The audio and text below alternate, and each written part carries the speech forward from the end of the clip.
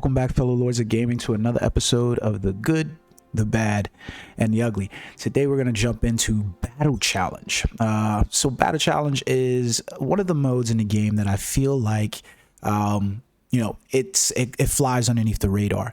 There's not a lot of ugly in this mode, and I'll be honest with you, and we'll talk about this. So for instance, playing in Battle Challenge every week awards you 11,700 squad rank XP. You get about 3 to 5 star core boxes, which is essentially just 3 core boxes, and 2 core boxes. You're also going to get 510,000 in gold, and then 190 crystals and 4 dimension tickets. In terms of what you have to do to participate in this mode, it's relatively fairly simple and pretty straightforward, and it doesn't take a lot of time, if I'm being particularly honest with you. So there's a good in that, meaning that there's not a lot of time spent here. The problem, I think, is when people look at the rewards, they don't really think of them with a cumulative mind, meaning that they're not seeing that you're getting these rewards because they see the individual rewards as they stack up, and those individual rewards don't look so great as much as they look good as part of the total. 190 crystals basically a week for free is pretty decent crystals. If you're a free-to-play player, is it going to get you anything necessarily? Not really. And that's the problem, is that what most players are really looking for is 1-to-1 ratio. They're looking for the time that they spent in to be something that they got out.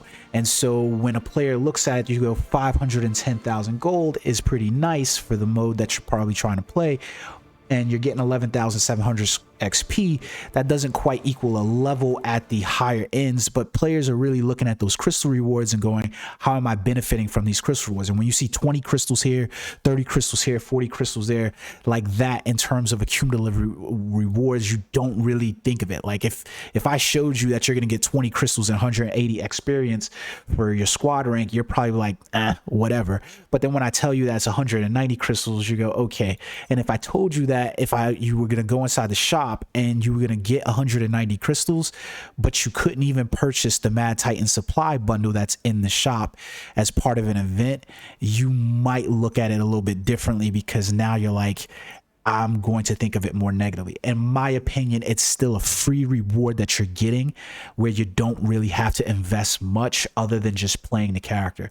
Now, that's not to say that it's all good, because it's not. This is going to teeter on the bad and the ugly part for you. When you look at Battle Challenge, the main thing that you're looking at is the in-state reward as well, right?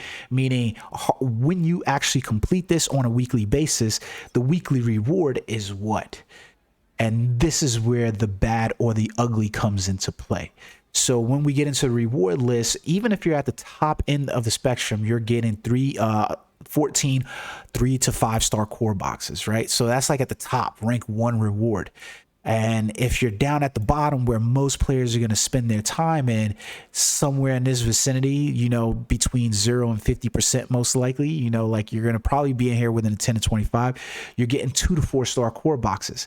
The problem is that most players in this game have already realized that the drop rates are terrible. So anytime you see a 2 to 4 star core or a 3 to 5, that is the equivalent of the low end. So it's basically a 2 star core box or a 5 star core box, or 3 star core box, and that's what you're going to get. But there goes the problem. This should not be the in-state weekly reward.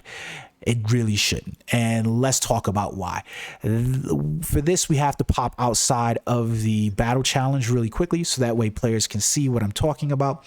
And that is going to come into play when you decide that you want to use those cores, and you have to come over here to the core synthesizer. And this is the heart of the problem. Receiving rewards is a good thing. Typically a player sees the rewards and they go, good, I've earned something for the time that I've put in. But then when they go to use those rewards, that's where you fall into the problem. Much like the raid, where there is a layer of RNG, there's also a layer of RNG here. There was no RNG for me to get to the top. I had to put in my time, I had to put in my effort. But the reward was RNG, because you not only gave me one layer of RNG, you gave me multiple layers of RNG. Meaning if I wanted to combine any one of these pieces, so if I had this right here at 1 star, there's not real reason for you to do this, so don't. And I'll show it to you right here. Combining 1-star cores will give you a 100% chance. But as you go up the ladder and you start combining 3-star and 4-star cores, the chance gets really low. So for instance, if I was to combine my 5-star cores up here, I have a 10% chance that these cores will actually go to a higher grade. And the worst part is I don't lose 1 core for failing. I lose 2 of those cores. It's not a value on investment, all right? So like you're not gaining anything. The worst part about it is there's another layer to that, right? Like let's say I wanted a 3-star core that's red and I wanted to combine these. Well, now I'm not dealing with just 1 chance. I'm getting 1 layer where there's a 10% chance that I actually am successful here. And then the worst part is that it's another layer of RNG. I don't know which one of these 6-star cores I'm going to get.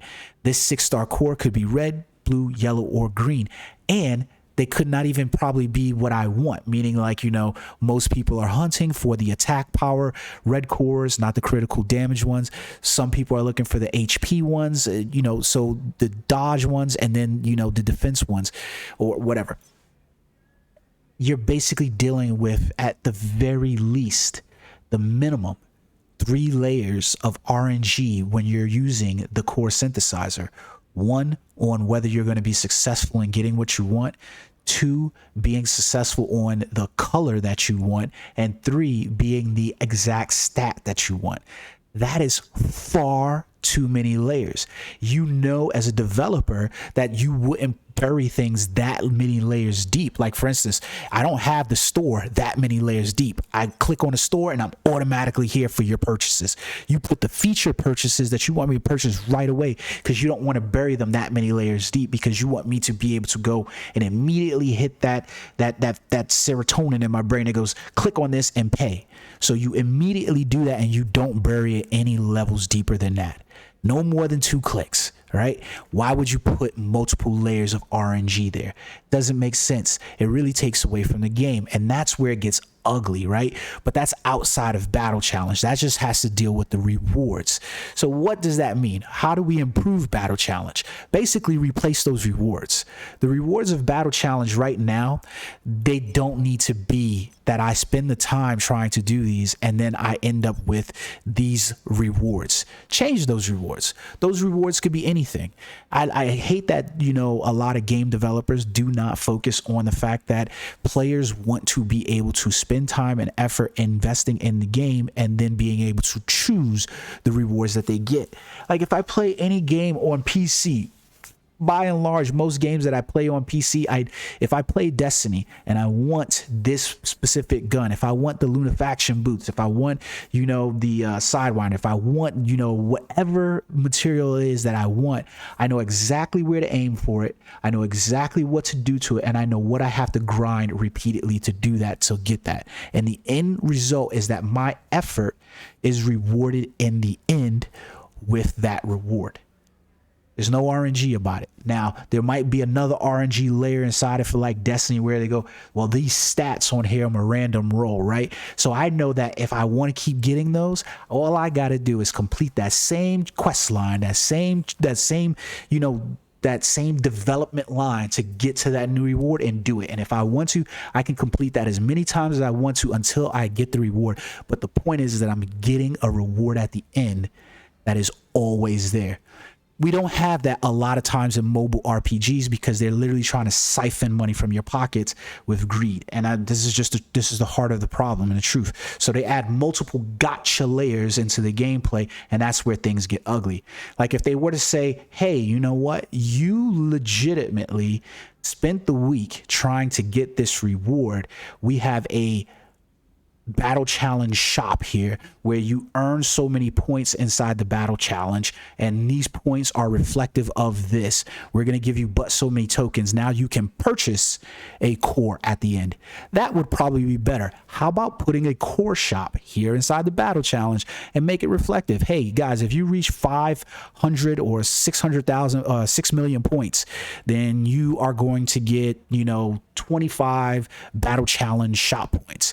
It's going to cost you 100 shop points in order to purchase a 6-star core or a 5-star core inside the challenge. That means over the course of a month now, you basically have to play every week, and at the end of a month you have enough to purchase a 6-star core.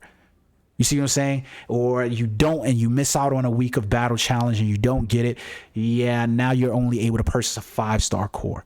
And if you don't, then maybe you're only supposed to be able to purchase a 4-star core. But the lowest minimum that any player in the game, free to play, pay to play, or well, should be able to look down the barrel is that they receive enough battle challenge tokens, as long as they participate, that they receive a 3-star core at the very minimum. So that way, that's the reward. You know, they could go, or they can save up those tokens to the next month and keep rolling them until they get there.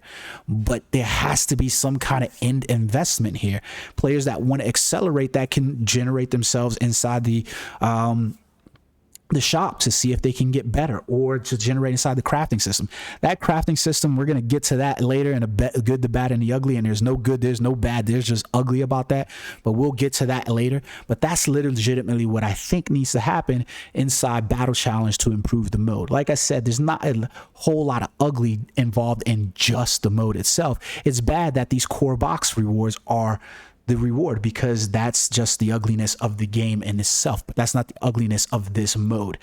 Now, when we talk about some of the bad about the mode, this is going to be one of those controversial things where when you jump inside some of the modes, some of the requirements inside of here are things that really don't make sense to me, because they limit the player's abilities to use things that they've been wanting to do. So for instance, inside here, you'll have like challenges where it'll be like clear within 120 seconds, clear the challenge, earn less than or accumulate less than 36,000 champions. Don't use dodge, don't use this. Those to me are fine. I don't really mind those as much as I mind when I see the ones that say don't use skills.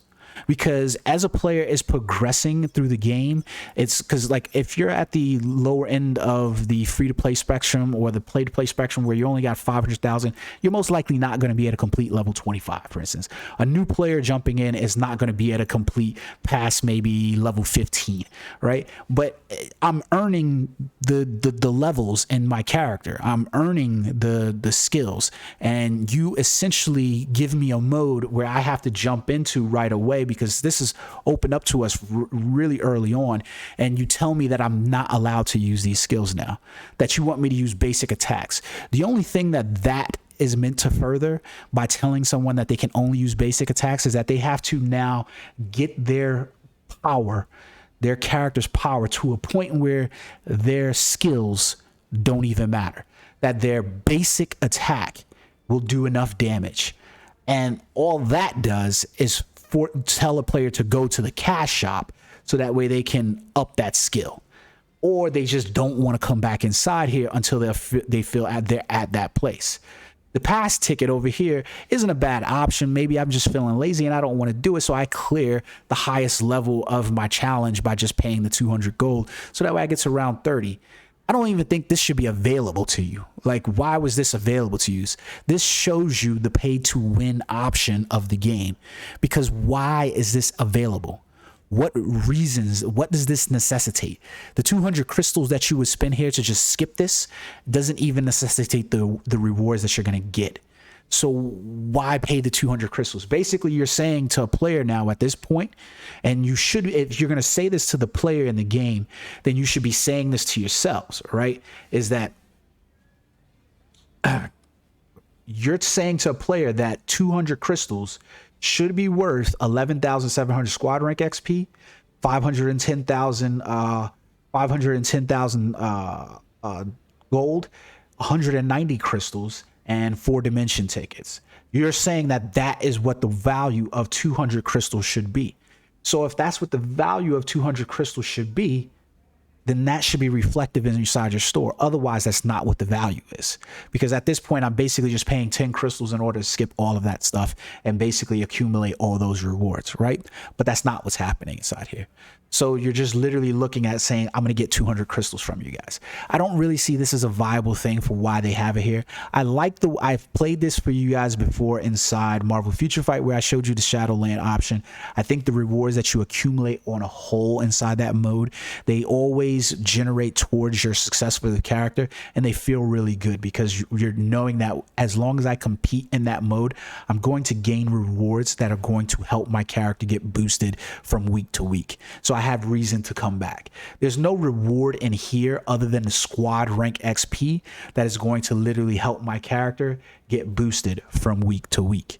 You see the problem there is that the end reward of this mode is those those core boxes, and that system of itself is faulty because it needs to be fixed and revamped. So Danny Koo, and I can't even remember the female that he was on the phone on the chat with the other day, said, you know, that they are listening. I don't feel that that's necessarily true, and until I hear otherwise or see otherwise in proof in the game, then I'm not going to believe that's true. At that point, it's just pandering to me, because you can say all you want to in a stream, all right? And until it actually pans out inside the game that these changes, these things are actually taking place, then it's not happening. It's the same thing like we got the dev note that said, hey, we didn't intend for currency and effort to be the primary driving force of the game, but then we get into the game and you introduce a whole new mode like Epic Invasion, and players are clearly able to see that that was a disingenuous statement. So there you go. So this has been the good, the bad, and the ugly of Battle Zone or Battle Challenge. Like I said, I don't find this mode necessarily to be ugly. I actually think there's a lot of good in it. It's a quick, fun mode to play, and you only have to complete 30 stages. I'm looking forward to see what they do over the life of the game with this mode, like how they did with Shadowland, where they extend, you know, these modes with new villains, new theaters and stuff like that, because by and large it's the same thing. You know, you're competing the weekly ranking. There's no different in this and Marvel Future Fight, and I think the mode in and of itself is pretty decent. Like I said, there's not a lot of bad inside here. Well guys, I hope you enjoyed this video. Until next time, peace.